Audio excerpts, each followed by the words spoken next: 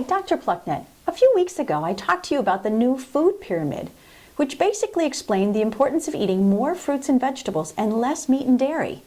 Last week, there was an announcement that First Lady Michelle Obama revealed a new paradigm for nutritional guidelines called MyPlate. It is a more simple way of monitoring your food intake.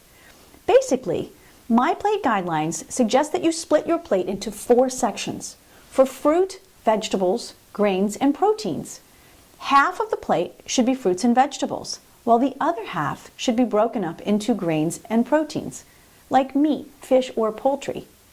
Now, despite the simplicity and the apparent ease of this plan, you may still be wondering what to eat exactly.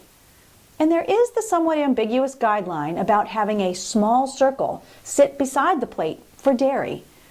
This implies that you will have 3 servings of dairy a day. However, you should really decide if this is best for you. And this brings me to something else that I want to emphasize. This MyPlate guide is just that, a guide.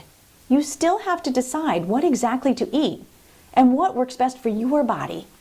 Not all vegetables are created equal, and not all dairy and meats are created equal. For example, let's say you eat iceberg lettuce. You end up with very little nutrients. But if you ate leafy greens that were darker in color, which I suggest, you will likely get many more nutrients.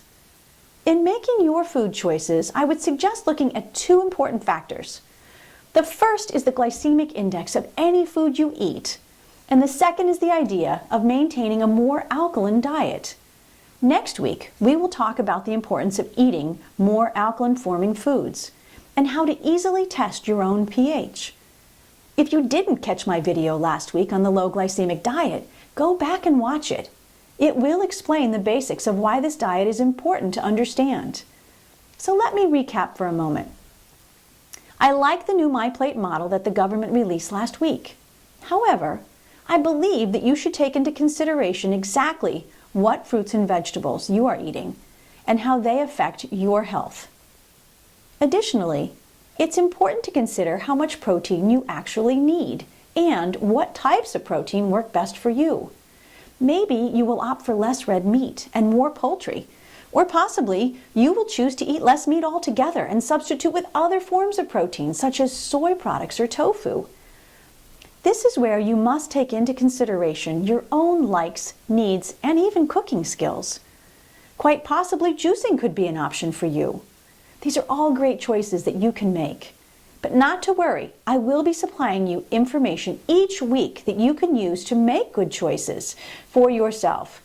Remember, I'm doing this, providing you with these videos, blog posts, and social media sharing, all for one reason: to inspire you to take a more active role in your health and to create a life lived well. So stay tuned. There are some exciting episodes coming your way in the next few weeks. Remember, be sure to leave a comment below and let me know how it's going. Also, add what questions you might have. Be well and eat well, and I will see you soon.